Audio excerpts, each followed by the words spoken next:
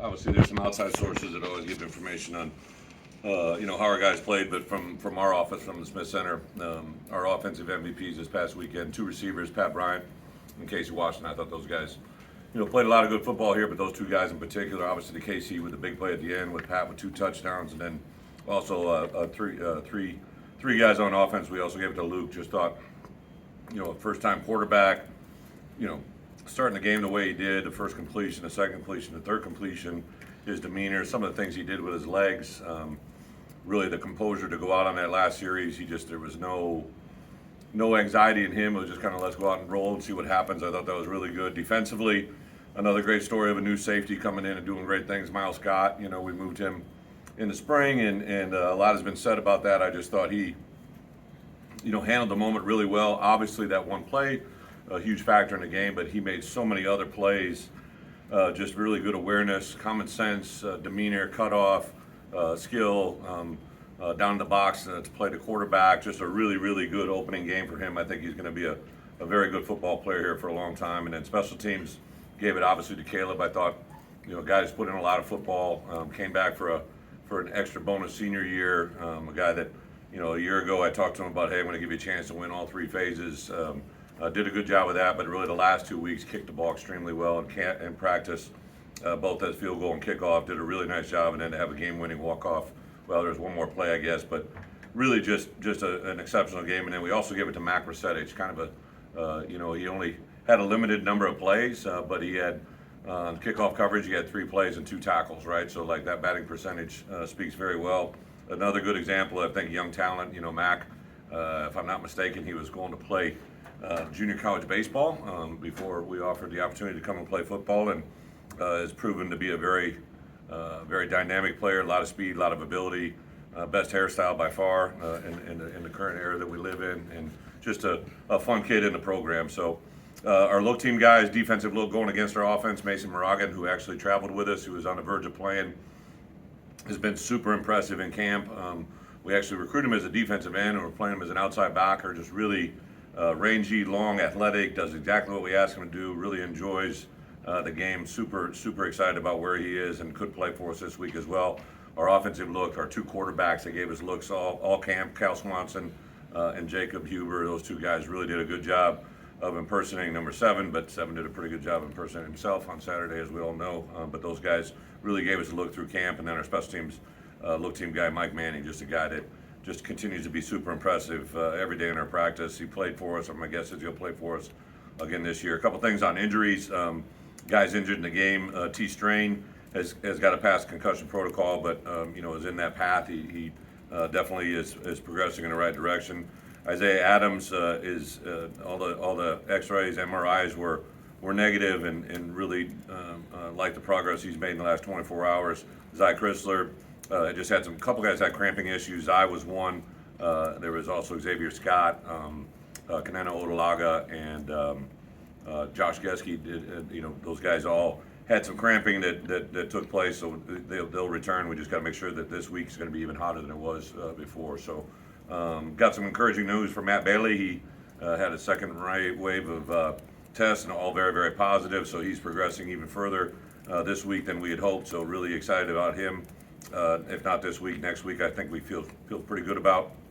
And then the other guy, Zeke Holmes, we're moving him through fall camp. He's come back off the ACL, had some complications that just were a lot of different things. Had a back, had another knee that were just minor issues but compounded. So we kind of just took a couple week window to set him down and let him rehab and focus. So we did that. We turned the page quickly on Sunday. We came in the building as coaches, graded it, brought our players in late afternoon, did a good about 90-minute film session on Toledo. A lot of really, I don't know how many times I said this through phone calls or text, people reaching out to me. Obviously gave a lot of credit to Toledo after the game, and that still holds true today. But there were enough things for us, on all 3 phases of the game that let us win the game, but a lot of things that we can go correct. I think, in my 30 years in coaching, 15 years as a head coach, the best environment for a Sunday or the day after a game is to have a game that you win, but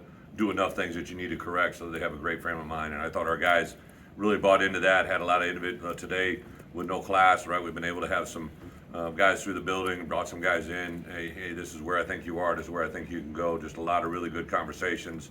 I think for us, a lot of people always talk about the growth from game 1 to game 2 with players. I think it can really happen for coaches that haven't worked together. So to have the 4 new coaches play the way they did, I told Dish to have a field goal game-winning execution as a first-year special teams coordinator was pretty cool. I thought we handled that moment very well. So I thought Dish and what we brought him here to do as tight ends, Tip played really well.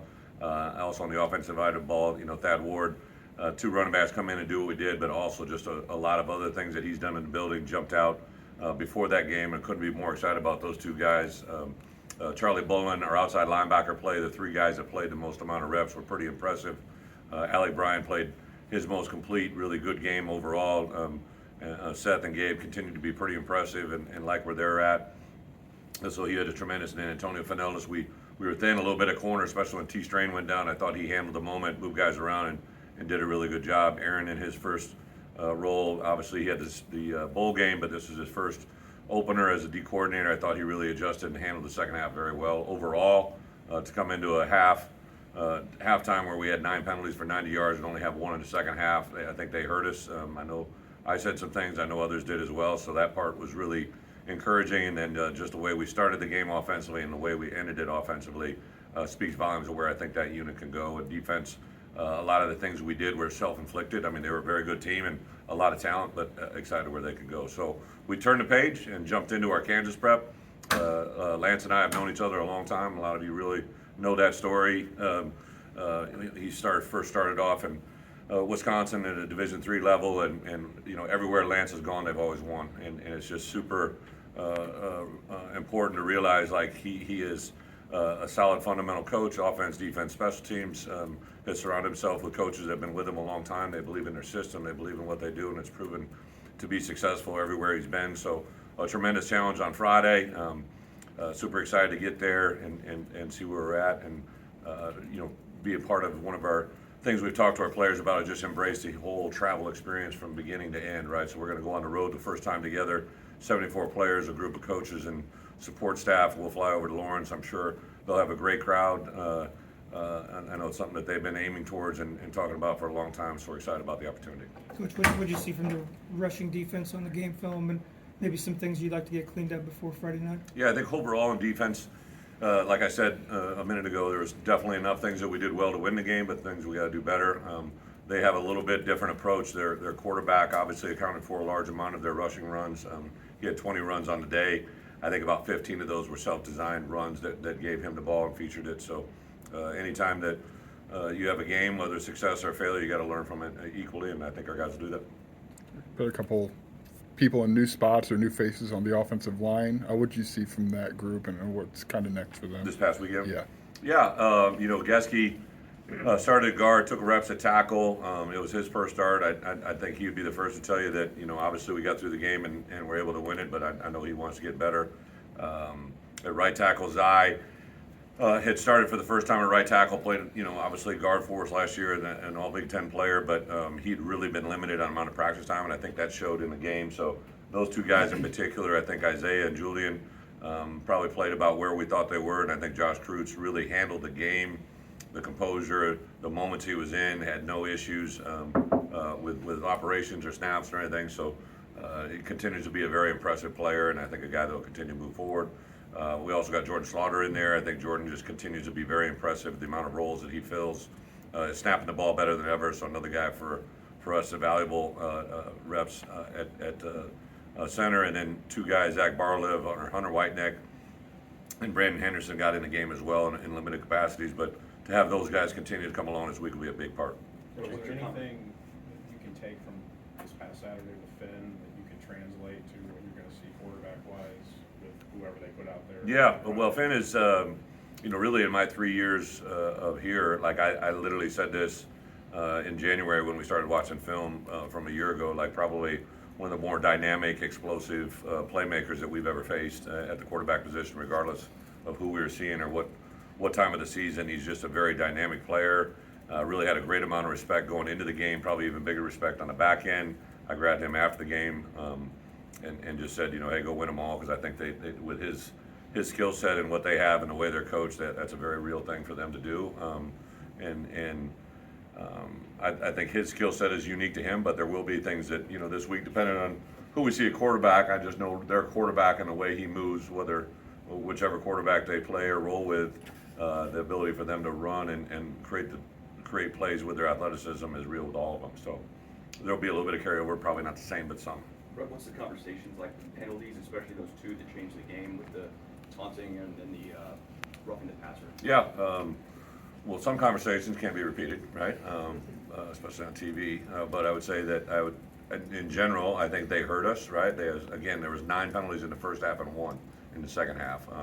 I believe at halftime they had 4 penalties for 20 yards. We had 9 for 90, and 4 defensive penalties, indirectly or directly resulted in 20 points that were scored. So one of the things I talk, preach, and harp on relentlessly is more games are lost than won, and those come from penalties, turnovers, and mental errors. And I think our guys hear us, and they hurt us at half, right? That's a good thing. If it was the other way or if it was balanced, you would be concerned. But I think a little bit of anytime you're in that first game, and then the way those fouls occurred, right? A couple of them were post snap, but a lot of them are great learning experiences for not just the guys that committed them, but other guys as well.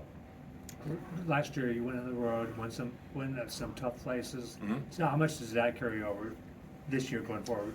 Well, I would say Kansas has targeted this game for a long time, right? So they had their game originally scheduled for Thursday against Missouri State. When we agreed to play this game on Friday, they moved their game to Friday, so it's not as big a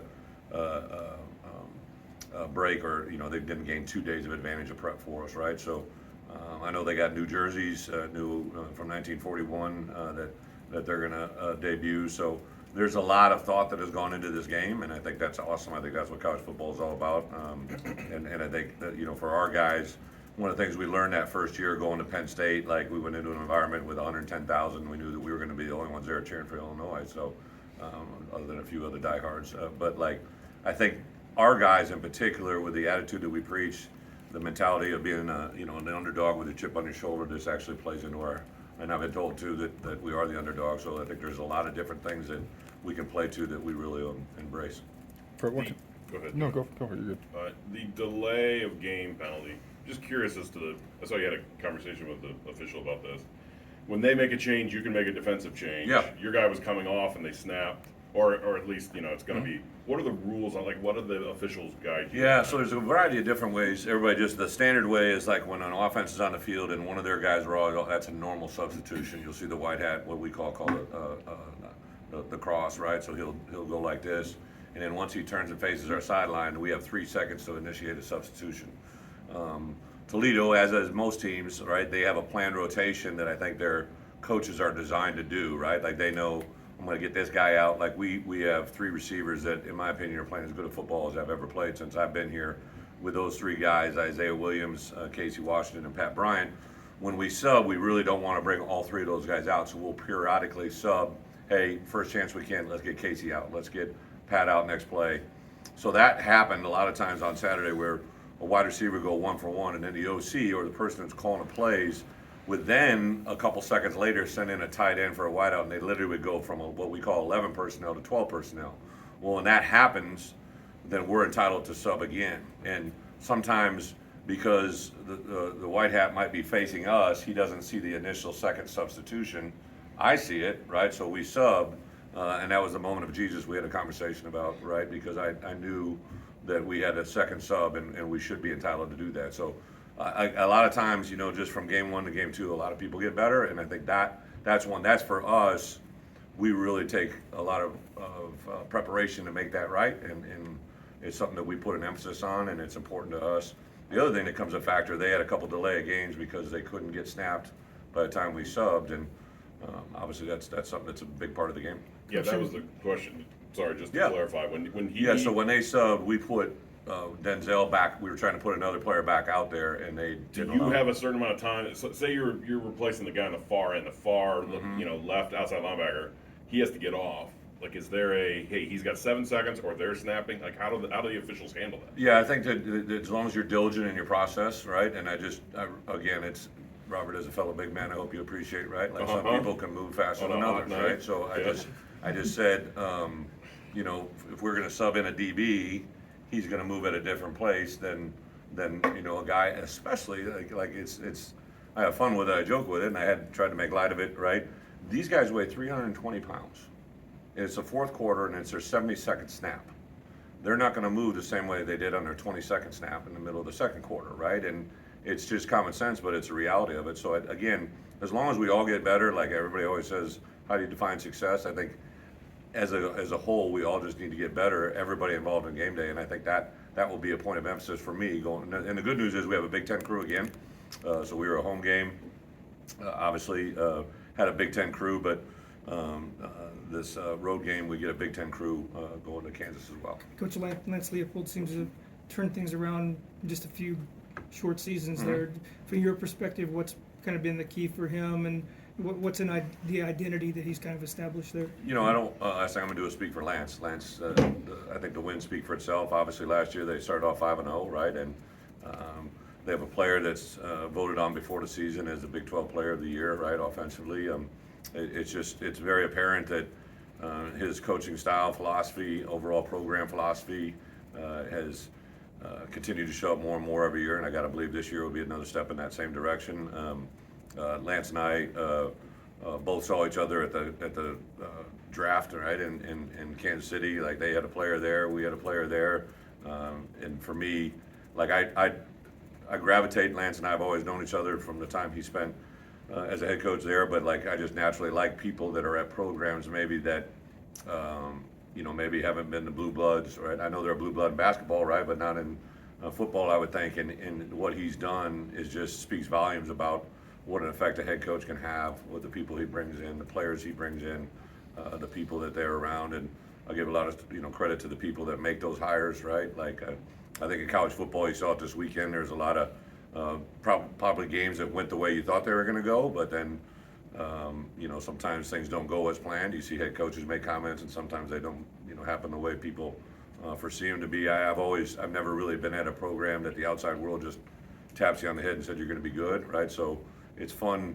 for guys that are in positions like what we took over here in Illinois, that were in a place that you think you can have success, and when you build it and you see it come to life, it's really a lot of great respect, and that's what I see with Lance. But what can a game like that, big picture, do for Luke Altmaier to get that first one under his belt and play the way that he did? Yeah, you guys have gotten to know Luke a little bit. You obviously get to know him a little bit more now. Luke's the same guy every day. Like I always say, like one of the greatest things you can bring to an organization is consistency. Whatever powers that be that brought me here, right? Obviously Josh and administration, like one thing I try to be is consistently the same person every day, like so people know how to, like I'll throw curveballs and we'll react in different ways, but I think when you're building a successful organization from players and people, coaches, administration, if you can be the same person every day, and that's what, like Luke, from January to where we are now, I got a couple texts from the place he had been previously after a game where people were like, oh, it's great to see Luke have success. I think anywhere Luke has gone, people are a fan of Luke Altmaier, right? And it's easy to see why. He does things the right way. Obviously a young man of tremendous faith, but I think our players probably on Sunday realized now they got a tough guy as well, right? Like he hadn't really been able to show that because we don't let people hit him. But I mean, that last throw was like literally in the face of a guy that had beat the tackle on an inside spin move, and he delivered a strike. Casey went up and made a play, but then to go back down there and have that composure, and there at the end, I don't know if anybody realizes how enjoyable it is to be in that moment and call an end of game scenario the way that you see it happen and the way that you have seen it happen in your mind. Our players would tell you we probably went through end of half, end of game scenarios as much as anybody that's in our program, but they only know because they only know what they've been here. But like it's something I really believe in. So we probably every other day either work of end of half, end of game for 26 practices, right?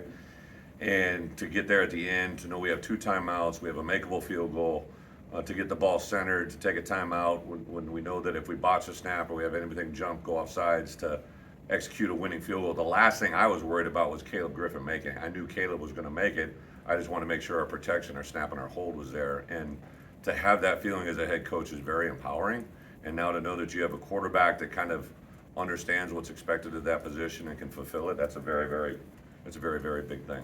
When you They'll first talk saw about him, more after this. when you first saw him, Luke Allmeyer on tape, what jumped out? Was there one thing you thought, oh, that's my guy? Yeah, I would say a couple things jump out. Like he was very creative in bad moments, right? Like so, one of the things that I think define a quarterback, and we saw this on Saturday with number 7, right, was sometimes a quarterback is given what we think is the answer to the test, and the test has changed, right? And all of a sudden, the answer that he thought was going to be there isn't there. And if you can make something of nothing, that's really a special trait. And he did that. In particular, I know I was watching some bull reps where he got thrust in the middle of the game, and he stepped up, avoided a rush, and threw a touchdown pass, which was pretty incredible. And then just really as you watch the volume of tape, his high school tape, his touch on the ball is very special. Like I think he's got the ability to make all 3 throws. Like I always say, the deep ball, the short ball, and the touch pass. And he really has that capabilities. But now after being through one game with him, he's got some intangibles he didn't know existed. And I think that part's really cool. And now to have your teammates see that, I think is pretty unique. In the 7 years that he was Finish at up with this one. in the 7 years he was at Whitewater, were you guys able ever to top it up when you were in Madison? Oh yeah. He was actually a GA at Wisconsin before I was there, and There's a connected to whole the bunch of program. Wisconsin guys that are on the staff, too. Yeah, we've been really close since that time when we were together at Wisconsin when he took the job at Buffalo. We actually crossed paths because he hadn't been on that level. So yeah, we've crossed paths many times, and then really whenever I've even though we knew this day was coming since I came here and since he was there, we've literally exchanged text messages, phone calls. Like I always congratulate him on things, and just a great deal of respect for who they are, what they are, and his coaches. Right? Like I think it's very easy to see. You can have coaches that have great head coaching ability, but sometimes if they're not surrounded by the right people, things don't go well. And he's done an incredible job of surrounding himself with really good people, and it shows in what they do. Thank you.